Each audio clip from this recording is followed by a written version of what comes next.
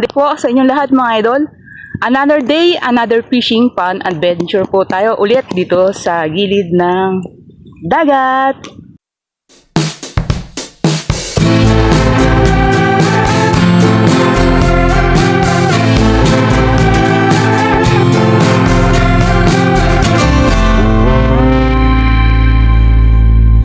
Ayan, at si Oshino ay kasalukuyan ng inarya yung ating dalang lambat na panggilid. Ayan, wala po kaming kadala-dala. Ayan, kahit na piraso lang yung huli natin kagabi ay heto pa rin kami. Same spot pa rin po. At nagbabaka sakali na baka itong araw na to ay mabigyan tayo ng magandang huli. So far yung kagabi naman ay maganda pa ring biyaya dahil nakalibre pa rin tayo ng pangulam. Ayan, sana ngayon araw na to ay madagdagan pa yung huli natin kagabi. Ayan si Oshino. Busy na siya nag-aarya ng lambat. Mamaya yan ay yung kanyang fishing rod na yung kanyang hawak. At tayo naman ay magpapalipas lang ng ilang minuto. Tayo na yung in charge dyan sa lambat na yan. Papandawin natin. Ayan, ang daming tao dito sa batuan. Dyan sa gawin na yan.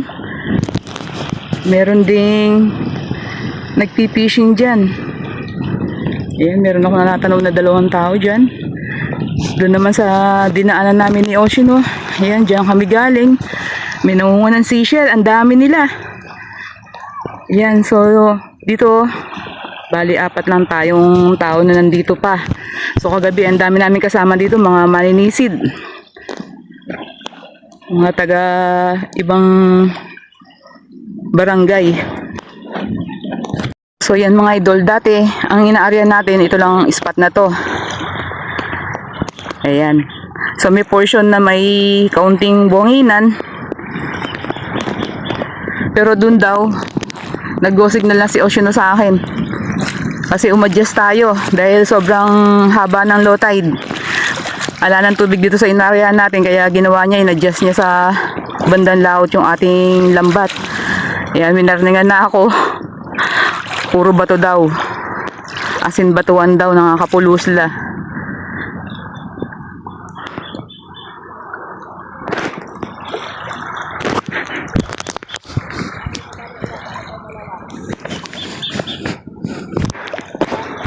So hindi lang pala kami 4 dito, meron pa rin pala sa dulo.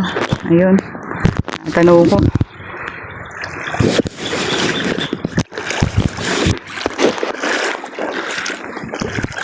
So tingnan nyo mga idol, ganito kalawak yung low tide dito sa amin ngayong araw na to.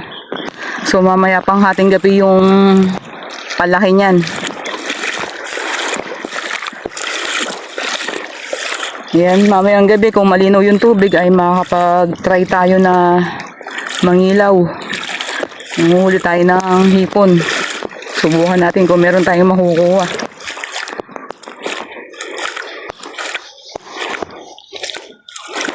Yan, dito pa lang ay may tahong na. Ayan ang mga tahong. Punong-puno ng tahong tong batuhan.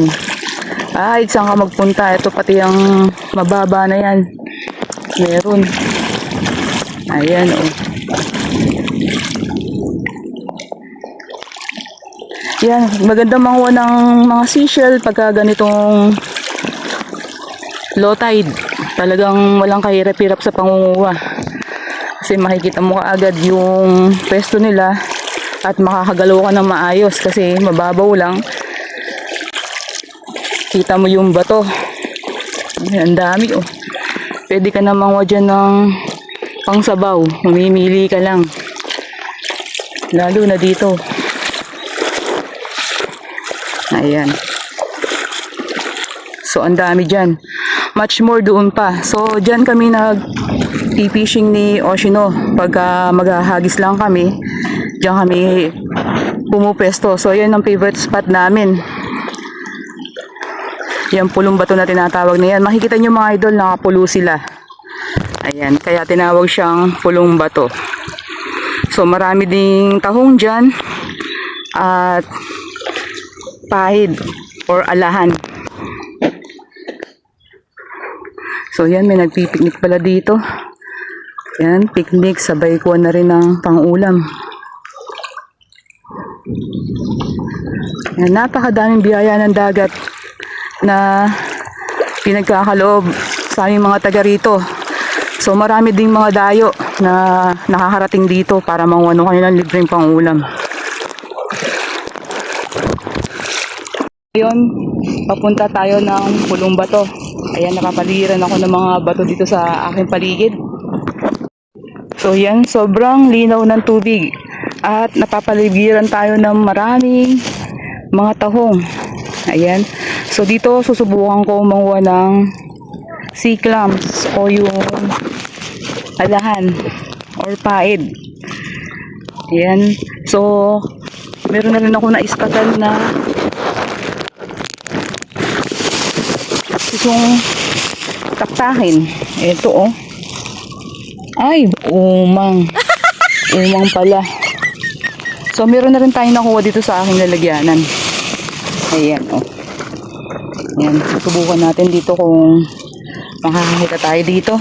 Okay ko. So, ingat lang talaga dahil napakaraming bato. At matutuwa ka naman kasi yung mga bato na yan ay punong-puno ng mga tahong. Ayan no. Titingnan mo, nangingitim sila sa dami.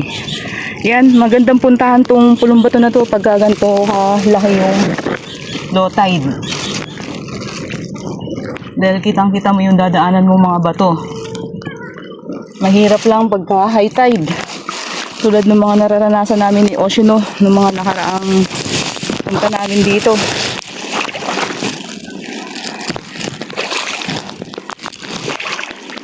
Ayan, dito tayo mangunguha. Sulong pa tayo sa gabi na yon para maipwesto natin tong ating camera. At hindi ko na muna kayo masasama dahil mabibisi tayo sa pangunguha. Hahabulin natin dito yung liwanag. Kung mamaya lang ng konti nito ay magdidilim na yung kapaligiran.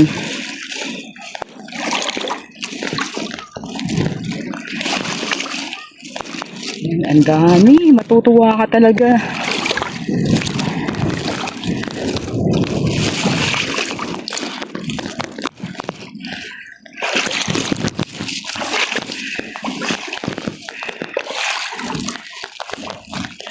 So, kanya-kanya na kami ng trip ni Oshino. Si Oshino naghahagis doon. Target naman niya makahuli ng mamaw o malaking isda. Tayo naman ay hindi pwedeng sumabay sa kanya. Gawa ng tayo in charge sa lambat natin. So mamaya ng konti niyan ipapandawin na natin. Bali mga idol, ito yung sinasabi ko sa inyo mga taktakin oh. Ayan o, nakita nyo ba? Ayan o. Ay, hindi pala ito taktakin. Ito pala, ayan o. Oh. Saan pa? So yan, madami na dito. Nako-color blind lang ako at hindi ako maganda tuto dito sa aking mga hawak, yung aking mga gamit dahil hindi natin pwedeng iwanan to. Kaya bit-bit ko din.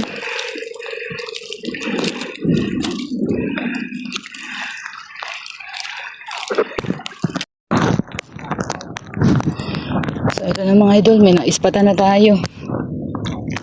Ayan oh. Ayan. So ito yung palatandaan, para siyang may mata. Yung pinakatakip nung katawan niya. Ayan, ito na yung ating nakukuha. May isang pirasong alahan na ako nakuha. Isang piraso pa lang. Mukhang hindi yata tayo makakadami nito. Ayan, sobrang challenging lang talaga yung pangunguha. Palinawan ng mata. Ayan. Ang dami. Nakakalito. Dahil yung iba, tulad nung nakuha ko kanina, umang.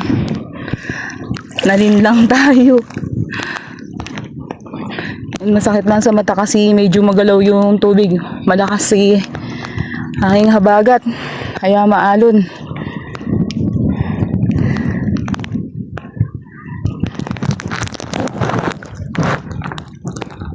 So ayan mga idol, oh. Unti-unti na sila naglalabasan.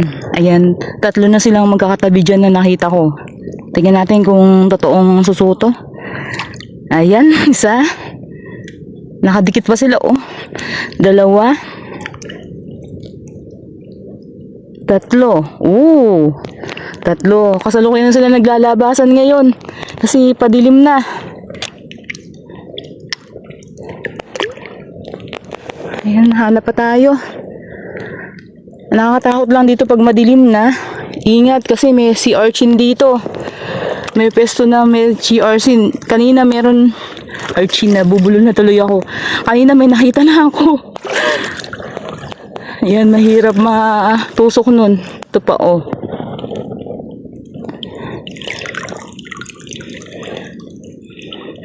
Ayan, medyo madami-dami na tayong nakakuha. Nadadagdagan na yung nasa lalagyanan natin. Yan, paikot-ikot lang ako dito. So mamaya na lang, papakita ko sa inyo yung ano. At maghahabol tayo ng liwanag.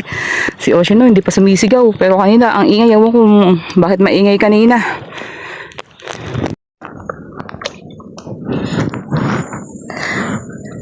Ayan, meron na ako nakakapanan si Archin. Alahan. So dito, dahil nga batuan to, may mga konting buhangin. Ayan. May makukuha tayo dito ng mga ganto. Ayan, napakasarap nito sa may lutong sa may sabaw. Yan, sa inyong lugar po ba mga idol? Anong tawag niyo nito? Yan, ganito lang ginagawa ko. Para makakuha tayo nito. Kaya lang, good luck sa mga daliri ko. Sigurado mapupudpud na naman. So hindi tayo nakapagdala ng guantes, wala sa plano ang panguha nito. Kaya lang since nakakainip kasi, dahil maghintay pa ako ng oras nung bago magpandaw, mamaya pang madilim. Kaya ito, naghanap ako ng pwede kong gawin.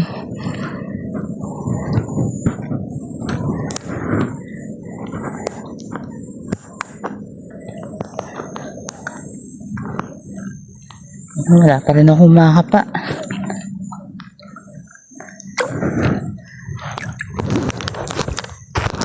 Ayan mga idol, nakapuno na tayo. Ayan yung nakuha natin. So pupunta na tayo dun sa pesto namin ni Ocean, no? Malapit dun sa may lambat namin. At inabot na tayo ng madilim dito. Ayan. So may kasama akong dalawang nangunguha ng tahong dito sa may bandang gilid ko. Busy tayo sa pangingilaw. Pero wala tayong nakitang hipon. May nakita ko 1 piraso. Kaya yan, inauna ni Oshino yung ating lambat. Ayan, wala daw. Walang kuha. Wala daw. Ayan lang, yung tinatanggal niya lang na yan. Wala talaga. Buti na lang may nakuha tayong taksakin. Ayan.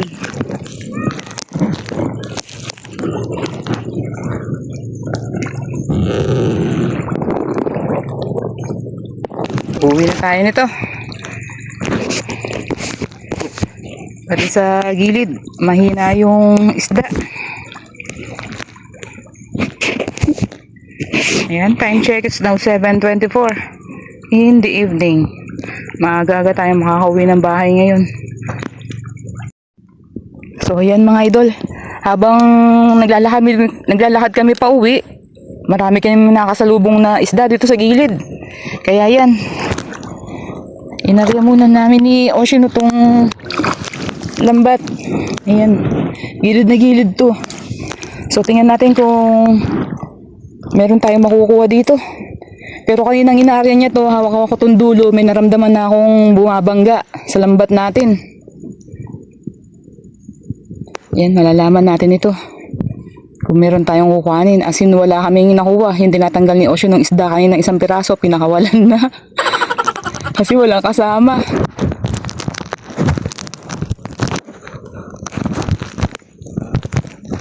Tara, pasadaan natin ng Pandaw. O, meron na.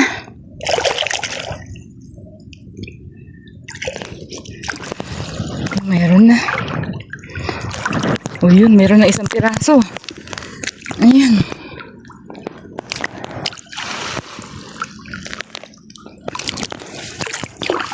Ayusin natin.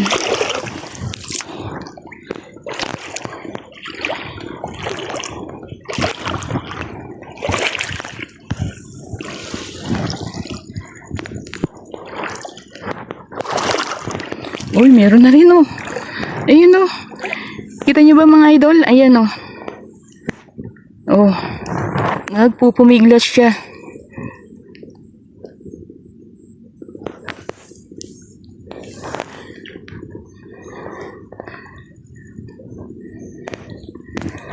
Yan ba natin? Yan na, maraming bato.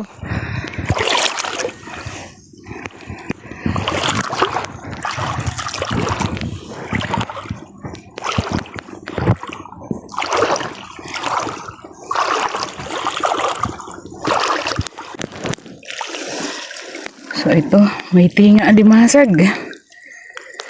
Ayun. Naku, kailangan matanggal yan. Malakas manira ng lambat yan. Ito pa. Ano pa oh.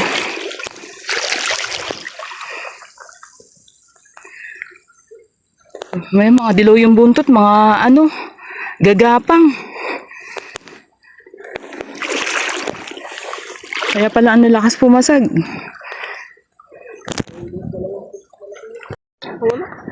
So, ito na yung nakuha ni Oshino. May nakuha pang isang pusit na maliit oh. Nakawala yung dalawa kanina. Sayang, habang nag-aarya. Hindi nakuha. Sa gilid. O, sige mga idol, mambubulabog muna ako sa gilid. Ayan, hihingal pang inyong lingkod. Mamaya na lang. At pagdating sa bahay, papakita ko lahat yung mga nakuha natin.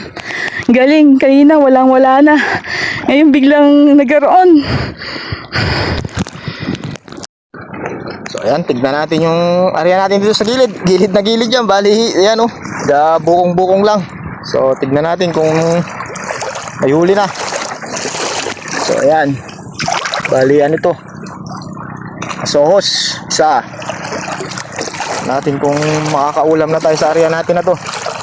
Ito pa, dalawa. Yan, asohos yan. Ganda yung ano ng asohos niya, yan. Tatlo. Nandito lang tayo sa gilid. Yan, apat. Mukhang sigurado na yung ulam. So ayan, 5. 5 piraso na. Tignan natin pa banda rito kung meron pa.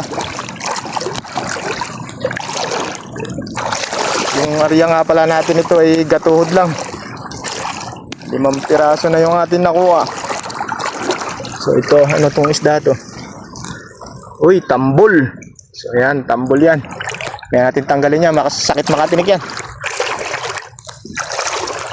Kaya lang, medyo maraming bato talaga. Kaya dahan-dahan lang. Bali yun, 6 na piraso na. Dito, ay nakawala pa yung isa, sayang. Hindi pa masyadong tuminga. Ayan, 7. 7 piraso. Dito kaya 7 piraso na yung kuha natin. Tignan natin dito. Kaya lang banda rito ay medyo wala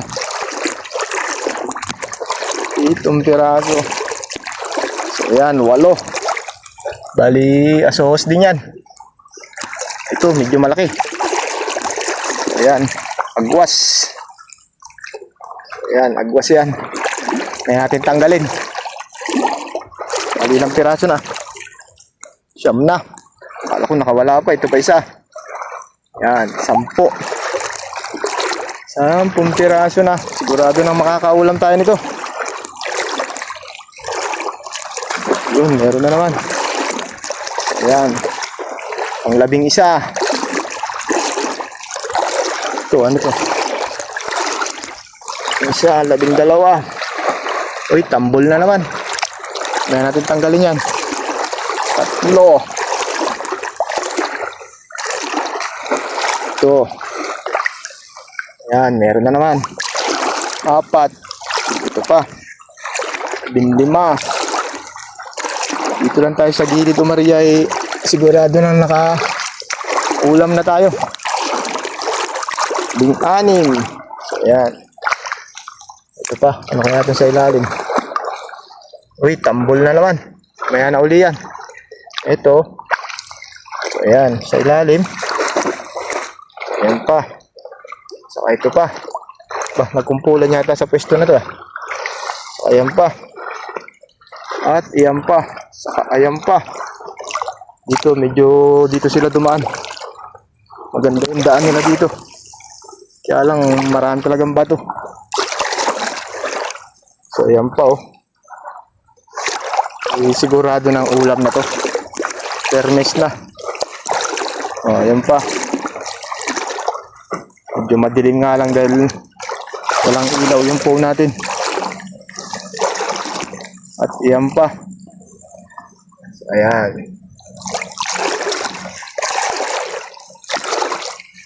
Tignan natin ay kung madadagdagan pa yan. Ayan, gilid na oh. Oh. Papunta pa rito. Tingnan natin kung meron pa. Ayan, meron pa rin. Hanggang gilid. Dito ay wala na dahil natanggalan na natin to kanina. So, ayan. Sigurado ng ulam at ito yung natanggal natin kanina. Ayan. Sari-sari yan. Touchdown sa bahay. At ito yung ating mga iba't ibang klaseng pang-ulam na naiuwi.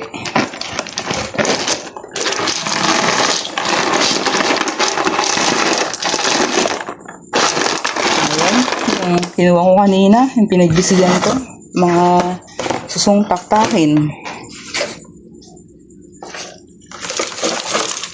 At ito, yung akala namin ay uuwi na kaming luha. Kabobo kaya na. Pero yan, tingin yung mga idol, oh.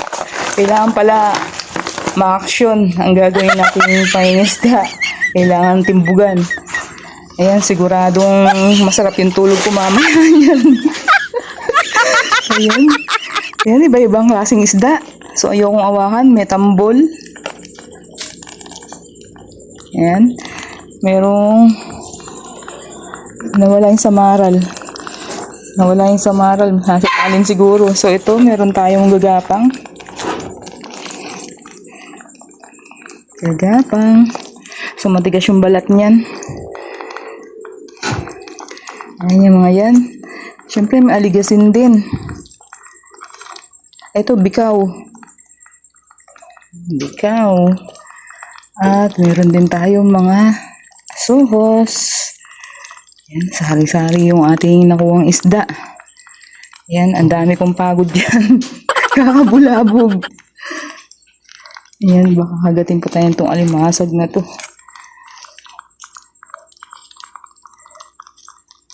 Ito, meron din tayong mga aligasin. Yan, ang tataba, oh.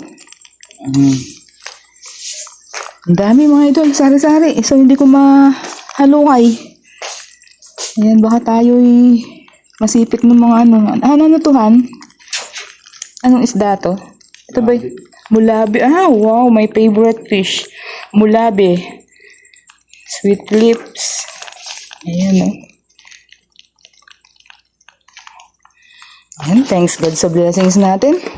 Madami-daming dilinisin si Oshino.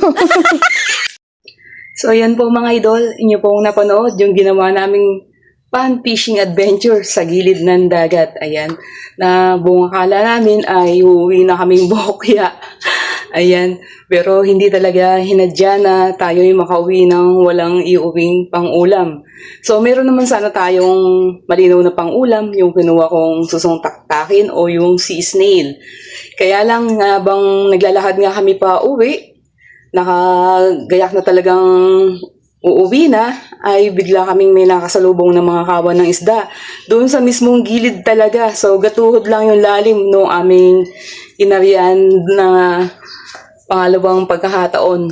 Ayan, at nabigyan naman tayo ng iba-ibang klaseng isda na talagang masabi kong na-bless pa rin yung ating paglusong sa dagat.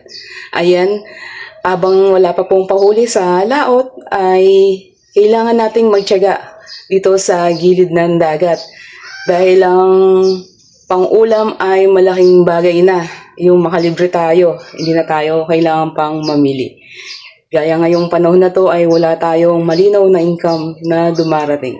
So ayan, kung bago ka po sa aming munting channel at gusto mo mga fishing content na aming ina-upload, maaari lamang pong pakipindot ang subscribe button sa ibaba nitong aming video at huwag kalimutang i-click ang notification bell para ma-update ka sa mga bagong videos na aming ina-upload.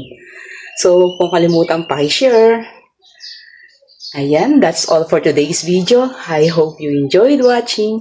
God bless and stay safe to all and see you to our next video. Thank you. Bye-bye.